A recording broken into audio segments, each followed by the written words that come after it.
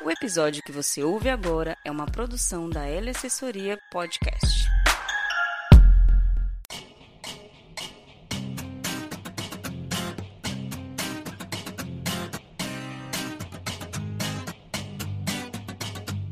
Fala galera, eu sou o René do Vale e estamos começando mais um episódio aqui do nosso podcast, o Recrecast. E nesse episódio de hoje nós vamos falar sobre o palhaço educador. Você que nunca ouviu falar sobre esse tema, que não conhece, não tem a menor ideia do que a gente está falando, esse episódio é para você. Eu tenho certeza que você vai aprender muito no nosso bate-papo de hoje.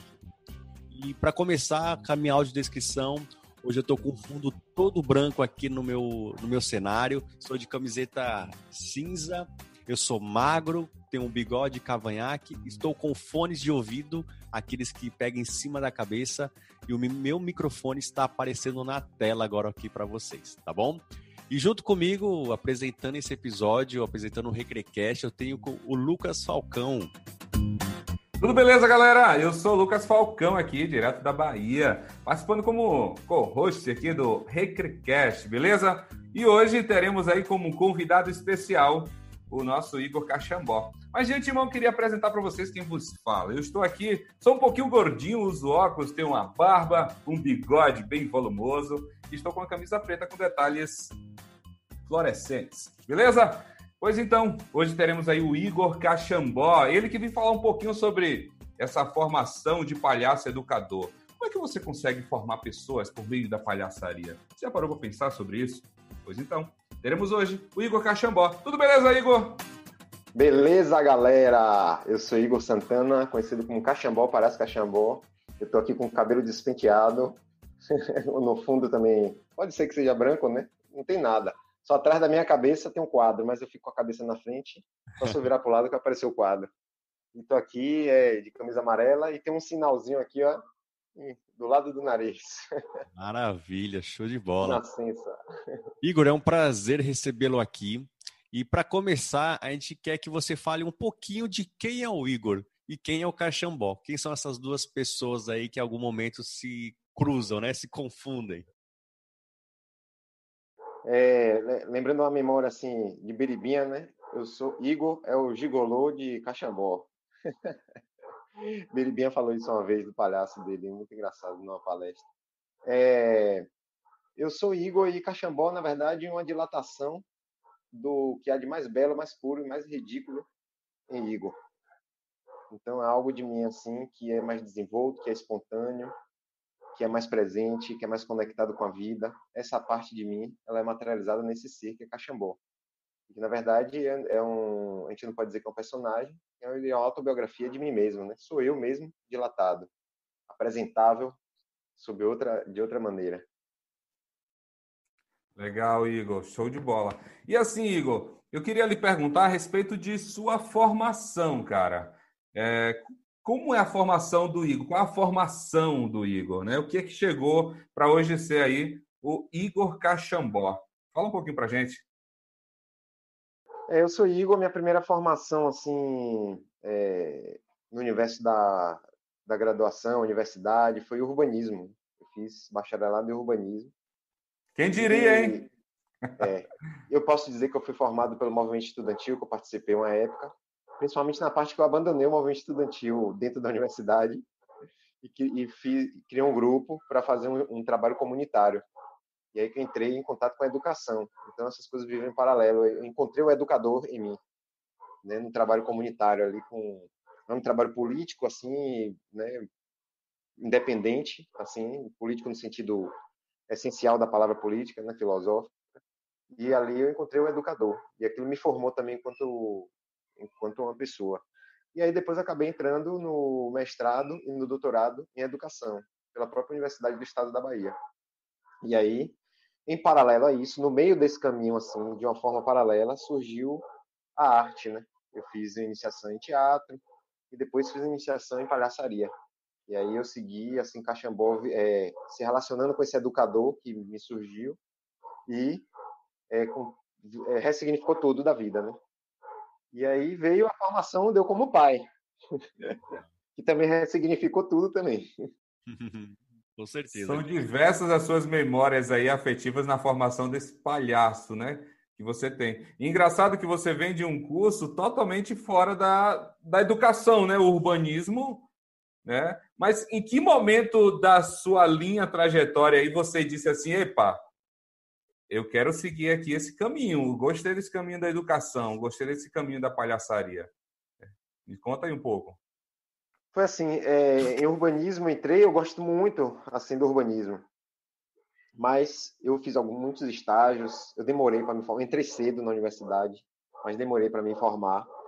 E eu fiz muitos estágios, trabalhei muito assim e vi que para a minha necessidade de transformação era pouco aquilo, porque tipo assim, você acaba eu participei de órgãos públicos, né, como estagiário e via projetos lindos que poderiam mudar Salvador e que estavam engavetados por falta de vontade política. Então eu comecei a perceber que para aquele ímpeto meu por transformação, por mudar, né, por mudança, aquilo me chamava ao educador, eu falava, é preciso educação, né? Tinha aquela necessidade. E nos meus trabalhos eu fui encontrando mesmo meu lugar de educador, né? Nos trabalhos comunitários eu fui encontrando isso e criei uma lacuna dentro do curso de urbanismo que eu comecei a trabalhar participação social, que era a forma que eu via. Não adianta a gente querer ter várias ideias se não tiver a participação social, tiver a democracia mesmo ali. As pessoas precisam ir para ter participação social, cultura de participação, é necessário haver educação. E aí foi nesse caminho aí que eu fui encontrando, né?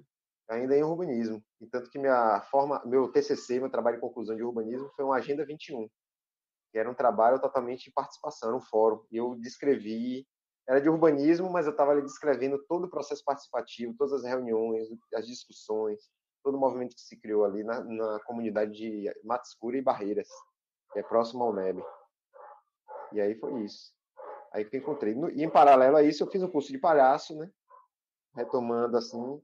E aí, quando a pessoa entra em contato com a arte da palhaçaria profunda, isso entra na vida toda, em tudo que a pessoa faz.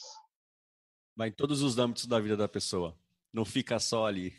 E que momento surgiu na sua cabeça esse palhaço educador? De onde veio essa ideia? Como que é a atuação específica desse palhaço educador? O que diferencia ele do palhaço convencional? O palhaço educador veio assim da minha vivência mesmo, sabe? Assim, paralela. Eu integrei em mim duas coisas que eu vivia. Que era esse educador. Eu sempre fui muito de ir para a comunidade, de fazer trabalhos comunitários, culturais. E entrou o palhaço. Em algum momento da minha vida, eu e minha companheira, né, a gente tomou uma decisão, assim, a gente resolveu abandonar todos os trabalhos, as coisas que a gente estava vivendo na hora, para se dedicar à arte do palhaço e viver disso. E a gente foi morar no bairro de Pituaçu. E ao morar no bairro de Pituaçu, e fazer um trabalho no parque. A gente morava próximo ao parque, 100, 200 metros. Então, todo final de semana, todos os domingos, a gente estava lá no parque. E o bairro de Pituaçu, ele fica assim no entorno do parque, sabe? Ele fica no entorno do parque. Então, é uma comunidade que tem ali, que está ali em conexão. Então, a gente saía de palhaço, caminhava, as crianças ali da área já sabiam onde é que moravam os palhaços. Então, a gente começou a estabelecer uma relação cotidiana. E como a gente tem muitas, eu sempre tive muitos compromissos, foi a Agenda 21, muito compromisso com o meio ambiente, a gente foi para o parque, não foi à toa também, com essa perspectiva e tal, da educação ambiental, né, essa questão.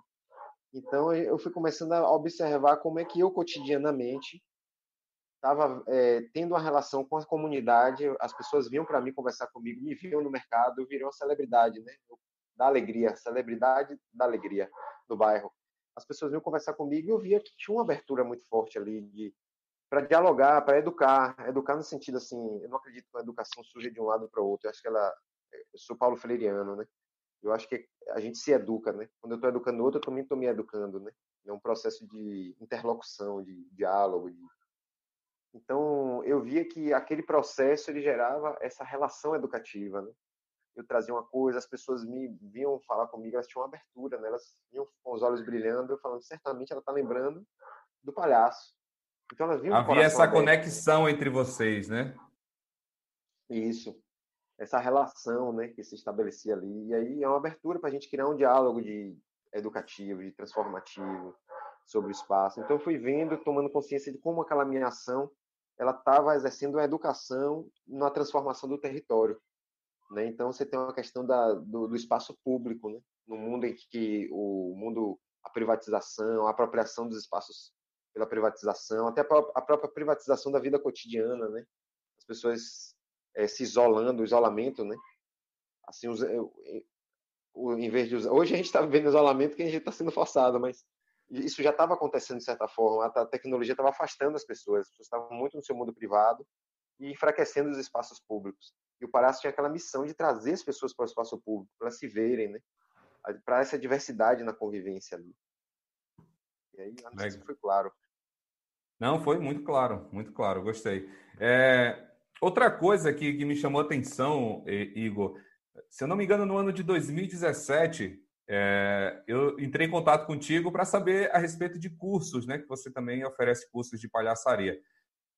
E uma das coisas que mais me chamou a atenção nos cursos que você oferece foi uma professora da UNEB, daqui da cidade de Santo Antônio de Jesus, que ela disse assim, olha, tem um cara que é muito bom lá no Pituaçu, que ele deu um curso para minha filha que é da área da saúde.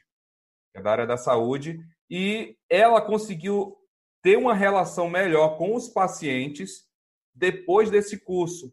Eu queria que você contasse um pouquinho como é essa formação, cara, que você dá tocando nas pessoas, né, na sensibilidade das pessoas por meio dessa arte educação, né? Então, você tem alunos que é da área da saúde, da educação, e a partir desse envolvimento com a palhaçaria, esse contato com os seus clientes, pacientes, alunos, né, estudantes, eles conseguem desenvolver da melhor forma possível suas atribuições profissionais.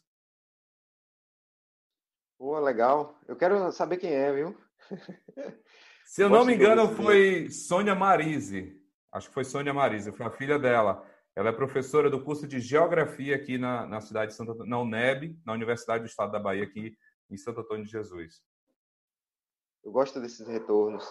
Então, a minha base estrutural é a palhaçaria, a arte do palhaço. Poucas pessoas conhecem, né?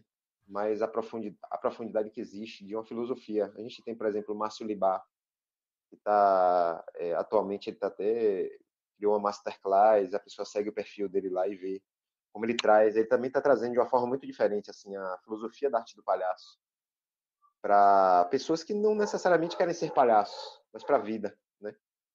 Então, a minha base é essa, são exercícios, são essa formação, essa busca, essa pesquisa de nós mesmos, de encontrar esse ser espontâneo que está na gente, né? E que a gente aprende a atrair. Nós aprendemos a atrair, né? A gente tem o nosso corpo, a nossa espontaneidade corrompida por uma cultura de escolarização, pela cultura de escolarização da nossa sociedade. Então, nosso corpo, a nossa espontaneidade, né? O nosso ser, ele é corrompido por uma expectativa, por expectativas que a gente tem que atender, né? A gente tem que atender a expectativas externas e vai traindo os nossos ímpetos internos, os nossos desejos, os nossos sonhos. E o palhaço, ele meio que volta para esse lugar interno, da gente ver quem é essa pessoa, o que é que ela quer, o que é que ela é, quem eu já sou, né? Não tem mais aquela história de o que é que você vai ser quando crescer. Vai ser, não, eu já sou agora algo, né? Eu não vou ter que provar nada pelo que eu vou ser, né? Então, o palhaço educador, ele traz o palhaço traz essa contribuição para a educação, no que é que eu sou, né? E como eu posso crescer o que eu sou. É diferente do que eu vou ser quando eu crescer, né? Eu não vou ser, eu já sou. E eu sou, e o meu ser, na verdade, é um eterno devir. Eu estou me recriando o tempo todo. Então, volta para esse lugar, né? E a gente mexe com essa estrutura. E aí vem, a partir dessa base da palhaçaria, eu mexo com essa estrutura de crenças educativas. O palhaço educador, na verdade, ele, mais do que uma mensagem como se fosse educativa, como você falou do espetáculo ali, né? Tem um Leia aí. Ele traz uma mensagem educativa, bonita e tal, leia e tal. Mas mais do que isso, é a formação desse educador que está em cada um de nós. Porque, na verdade, cada um de nós somos educadores de nós mesmos, do nosso estado natural. Eu tenho 3 filhos e eu crio eles nesse sentido. Eu crio eles sem levar eles na escola, por exemplo. Eles são educadores de si mesmos, autodidatas. e eles são muito potentes. Você vê os dons deles se brotando. Isso é incrível. Então a gente vê que nós somos esses educadores, só que nós somos traídos, corrompidos por essa estrutura de educação que já é histórica, né, que a gente vivencia. Então no curso a gente trabalha isso, se brotar de nós, essa potência de nós mesmos, dos nossos sonhos, do nosso ser, e a gente aceitar essas nossas fragilidades, né? O palhaço traz isso muito, as derrotas, as coisas que são naturais, que a gente normalmente é levado a esconder, né? A gente é levado a mostrar só o vitorioso, aquele que vence, aquele que é eficiente, aquele que tira nota 10, aquele que se comporta, aquele que, né? A gente é levado a se pautar, a construir a nossa condição existencial a partir disso, dessas expectativas.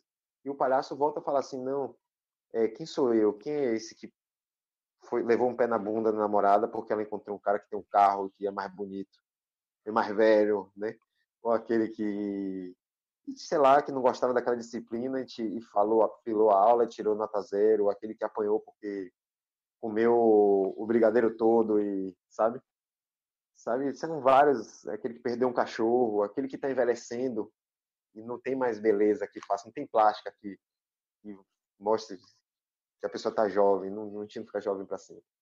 Então o palhaço ele traz isso, e a educação, na perspectiva que eu trago, o palhaço educador traz a consideração desse ser humano real, né, que tem aí por trás. E o bacana é que você trabalha essa formação dentro de uma identidade, né, cara? Você falou numa questão muito importante e que a gente tem vivenciado isso nesse período agora de isolamento social, que é a obrigação dos pais de passar essa educação para os filhos.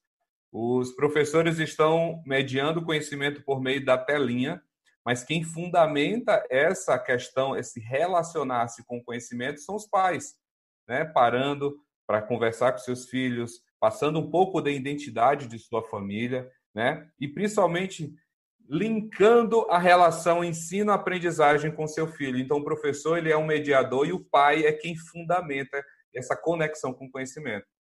Exatamente. O pai é aquele que vai dar o checkmate final desse fundamento que foi passado, né? Porque não adianta o educador, ou o palhaço, ou o professor passar um fundamento, passar um conhecimento, chega em casa o pai diz o contrário, né?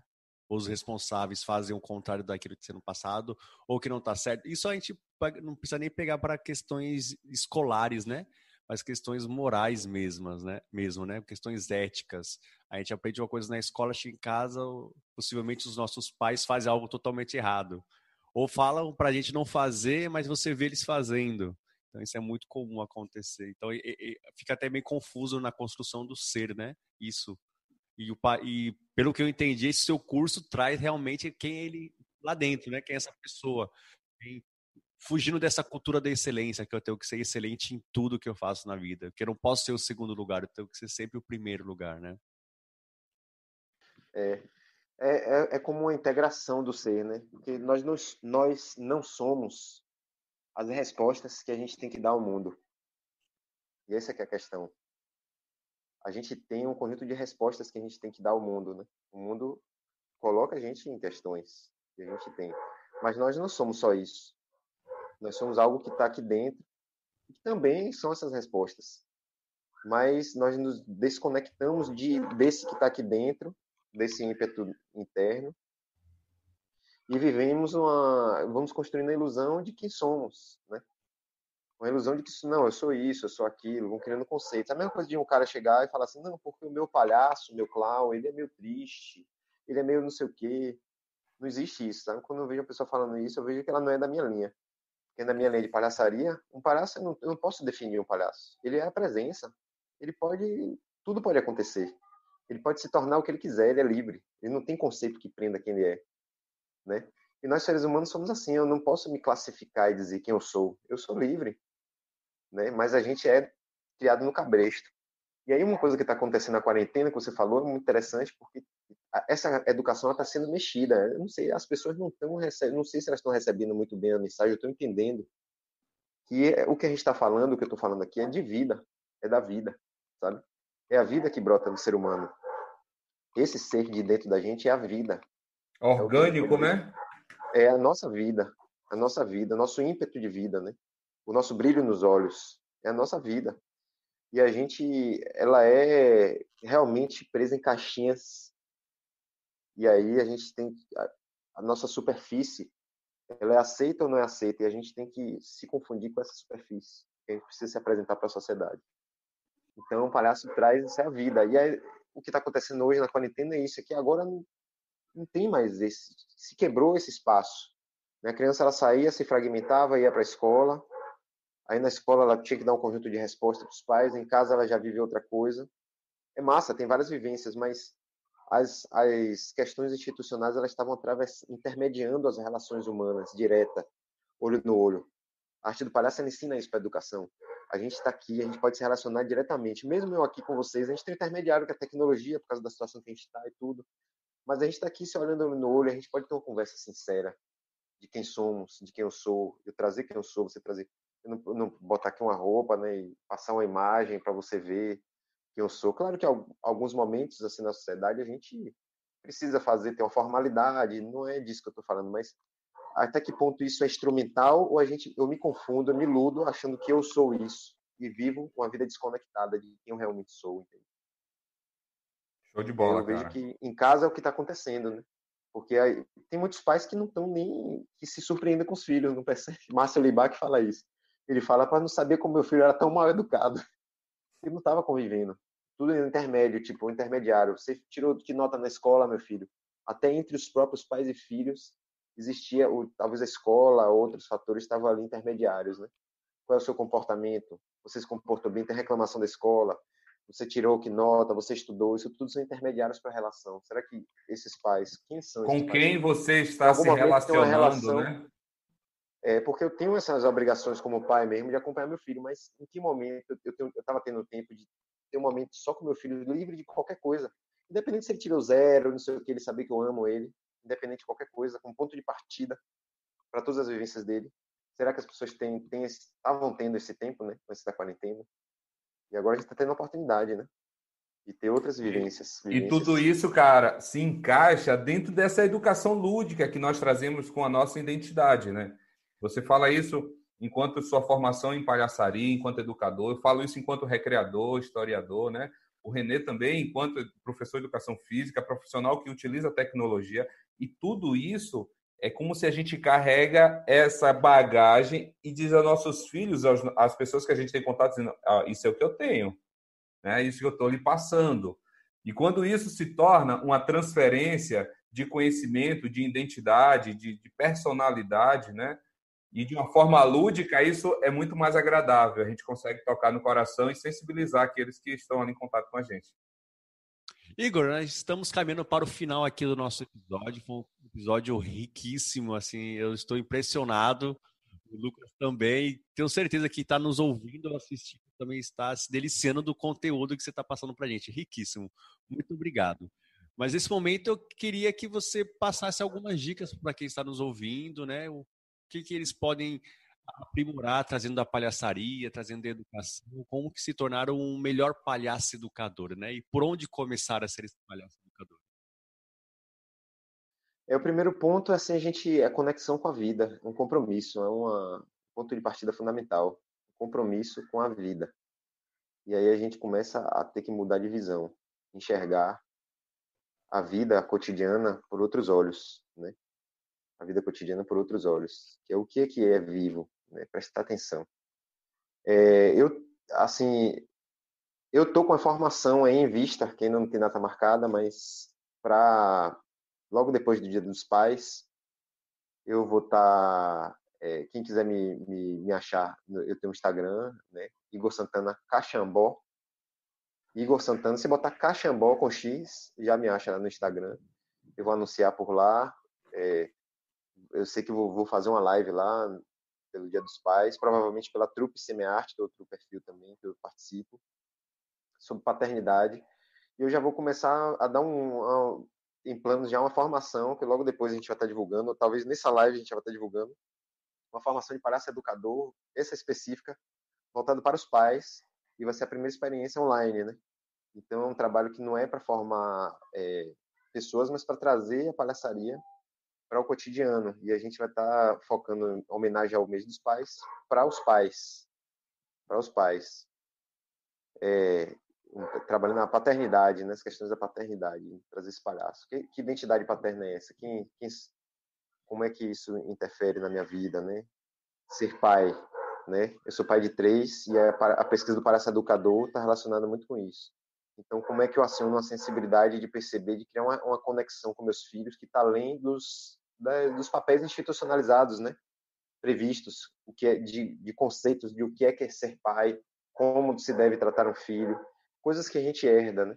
E como é que a gente pode também trazer coisas que a gente herda da afetividade, da relação de vida que a gente tem dos nossos pais e até como a gente transmuta questões difíceis que a gente tem, né, na relação na nossa linhagem paterna, né? E isso é um aspecto, né? Eu também faço formação para minha principal função do Palhaço Educador é a formação para educadores mesmo. Né? Essa é uma parcela, né, que eu estou trabalhando em identidade paterna, mas mais na frente também, em breve, depois desse, que esse é o meu próximo projeto, esse de paternidade, está trazendo a formação para educadores, para professores. Show de bola, cara. E assim, Caxambó, para finalizar, o que hoje seria uma dica para quem que nos ouve aqui, o recreador, o animador, o pai, o educador, que você traz, diante de tudo isso que a gente discutiu aqui, que você traz como essência desse ser lúdico educador, né? Me diz aí um pouquinho. É isso, para a gente chegar na essência, a gente tem que passar por uma armadilha que a gente tem. E os recreadores, os animadores, eles caem nessa armadilha, né? Também. Estão mais aptos. E nós palhaços estamos, né? Palhaços, recreadores, da gente confundir a forma com a essência. E a gente ficar na superfície, entende? Então, a dica importante é realmente buscar esse estado de espontaneidade, que é muito verdadeiro, sabe? Que é muito real, assim. É um paradoxo, né? A ludicidade, o jogo, ele surge a partir dessa realidade. Enquanto a gente tenta ir para o artificial, para a superfície, para a forma, né? Criar formas e ficar preso nas formas, a gente não vai na profundidade da coisa. E aí, então, o risco que eu falo assim dos animadores por exemplo, mas não é coisa de animadores, eu estou falando que você pediu para falar direcionado para os animadores, mas na sociedade, muita gente usa a imagem do palhaço sem pesquisar. Então, é interessante ir lá e pesquisar a arte do palhaço profundamente. Antes de usar o nariz, é um arquétipo muito forte. E aí é muito arriscado usar o nariz de palhaço. É muito arriscado. E aí precisa realmente ir lá buscar um fundamento, busca um curso de palhaço, buscar uma pesquisa e tal. E isso é fundamental para buscar, porque, tipo assim, uma linha, né, que busca a essência disso, a essência dessa espontaneidade. E aí, para os pais, para todos os educadores, é isso. Para a gente achar ludicidade, esse lúdico, a gente precisa estar ancorado na realidade, porque o lúdico é uma forma de leitura da realidade. Se a gente não está ancorado na realidade, a ludicidade ela se torna algo muito superficial. Então, por exemplo, a criança ela joga o jogo de imaginação que a criança faz, falando pedagogicamente aqui, tecnicamente na área da educação, ela faz para ela conseguir apreender a realidade. A realidade é muito crua, muito dura para uma criança que está aprendendo o mundo. Ela precisa criar jogos de imaginação, precisa criar jogos de ludicidade, mas ela está vivendo a vera, a realidade. Ela sabe quando a coisa é meio falsa, ela sente, né? Sabe, não, ela sente, né? Então ela está vivendo a vida de verdade. A criança quer viver de verdade, mas ela cria os jogos para poder como que mastigar, sabe, deglutir, digerir melhor essa realidade. E os jogos servem para isso pra gente, né? E aí essa que é a dica, a gente buscar ancorar na verdade e para poder criar o jogo a partir da nossa verdade, sabe, da nossa essência verdadeira, a espontaneidade, né, humana. Tem um pensamento que diz assim, que a criança, ela leva muito mais a sério o seu brincar do que o adulto leva o seu lado profissional. Então, assim, é para a gente ter noção do quanto que o brincar, independente da idade, ele consegue formar, né? Igor, eu estou muito feliz em poder lhe entrevistar. Você que é um cara que eu converso, que eu conheço desde 2017, foi 2016, né? Para mim é uma satisfação muito grande tê-lo aqui hoje no Recrecast. E qualquer coisa, estamos aí disponíveis para bater um papo depois. Tamo junto. Beleza, irmão? Massa, foi um prazer, cara. Prazer aí. Muito grato aí pelo chamado. Se você curtiu esse episódio, compartilha com quem precisa ouvir esse conteúdo e que certamente vai se beneficiar muito de tudo que foi conversado aqui hoje. Então ficamos por aqui, abraços lúdicos e até a próxima.